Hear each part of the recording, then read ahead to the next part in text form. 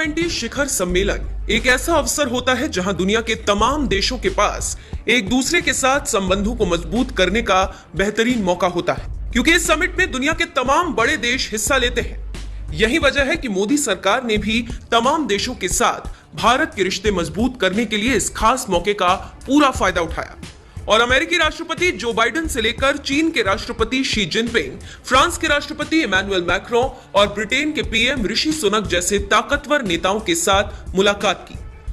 यानी दुनिया के तमाम देशों के सामने पीएम मोदी ने भारत की दमदार मौजूदगी दर्ज कराई। तो वहीं समिट की एक खास बात और रही कि हिंदुस्तान के साथ साथ हिंदुस्तान की भाषा हिंदी का भी G20 समिट के दौरान भौकाल देखने को मिला।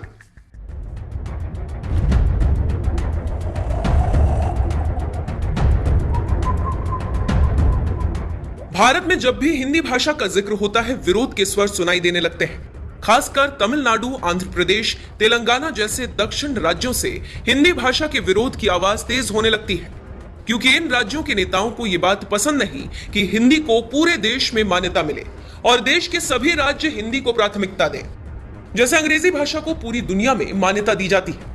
यही वजह है कि मोदी सरकार जब भी हिंदी की बात करती है, दक्षिण राज्यों से विरोध के सुर उठने लगते हैं। ऐसे हिंदी विरोधियों को कम से कम G20 समिट से सबक सीखना चाहिए, जिसमें शामिल ब्रिटेन और फ्रांस जैसे देश भी भारत के संवाद करने के लिए हिंदी भाषा का इस्तेमाल करने लगे हैं।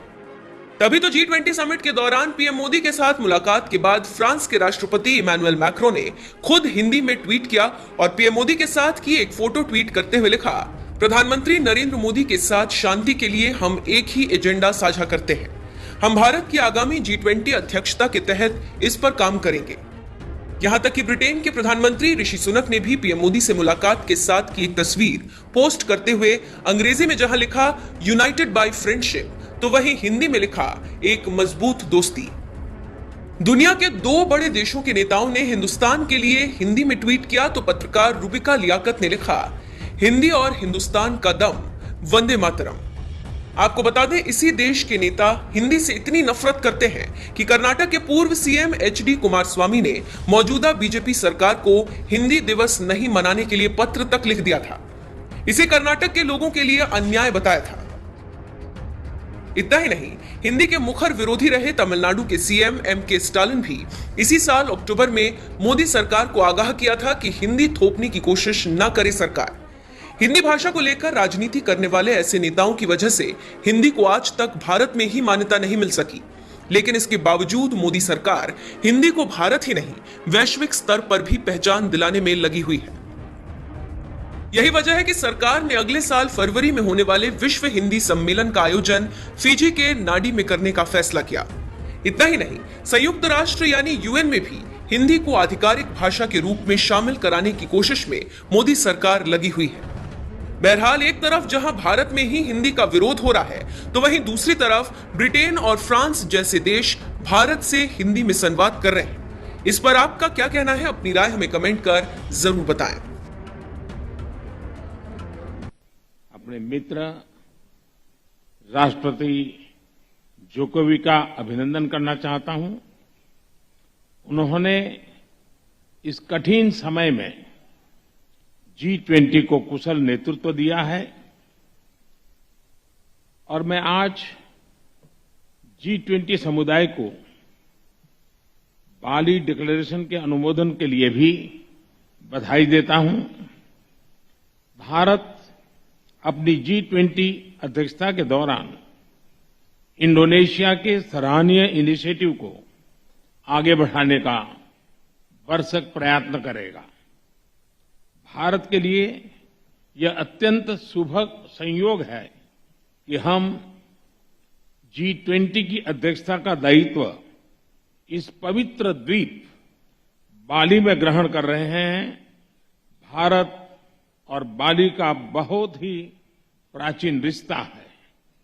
एक्सेलेंसीज, भारत G20 का जिम्मा ऐसे समय ले रहा है जब विश्व जियोपॉलिटिकल तनावों, आर्थिक मंदी, खाद्यान्न और ऊर्जा की बढ़ी हुई कीमतों और महामारी के दीर्घकालीन दुष्प्रभावों से एक साथ जूझ रहा है।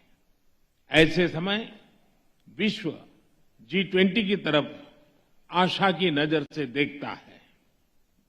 आज मैं ये आश्वासन देना चाहता हूं कि भारत की G20 अध्यक्षता इंक्लूसिव, एम्बिशियस, डिसिसिव और एक्शन ओरिएंटेड होगी।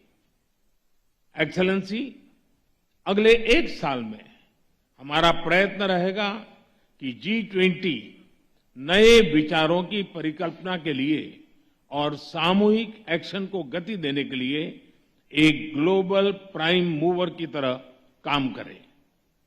प्राकृतिक संसाधनों पर ओनरशिप का भाव आज संघर्ष को जन्म दे रहा है और पर्यावरण की दुर्दशा का मुख्य कारण बना है।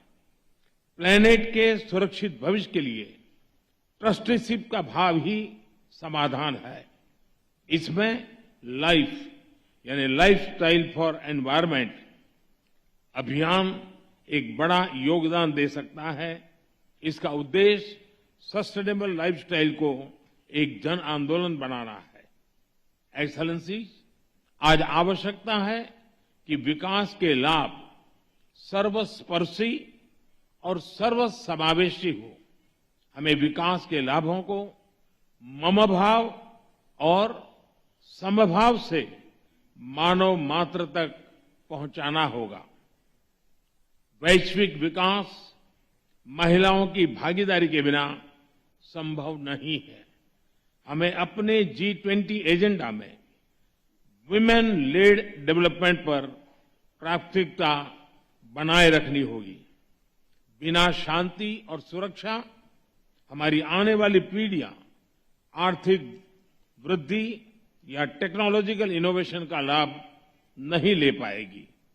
G20 को शांति और सौहार्द के पक्ष में एक दृढ़ संदेश देना होगा। यह सभी प्राथमिकताएं भारत की G20 अध्यक्षता की theme one earth, one family, one future में पूर्ण रूप से समाहित है। एक्सेलेंसी, G20 की अध्यक्षता ग्रहण करना हर भारतीय के लिए गर्व का अवसर है। हम अपने देश के विभिन्न शहरों और राज्यों में G20 की बैठकें आयोजित करेंगे। हमारे अतिथियों को भारत की अद्भुतता, विविधता, समावेशी परंपराओं और सांस्कृतिक समृद्धि का पूरा अनुभव मिलेगा। हमारी कामना है कि आप सभी मदर ऑफ डेमोक्रेसी भारत में इस अद्वितीय उत्सव में सहभागी होंगे। साथ मिलकर हम G20 समूह को वैश्विक बदलाव का कैटलिस्ट बनाएंगे। बहुत बहुत धन्यवाद।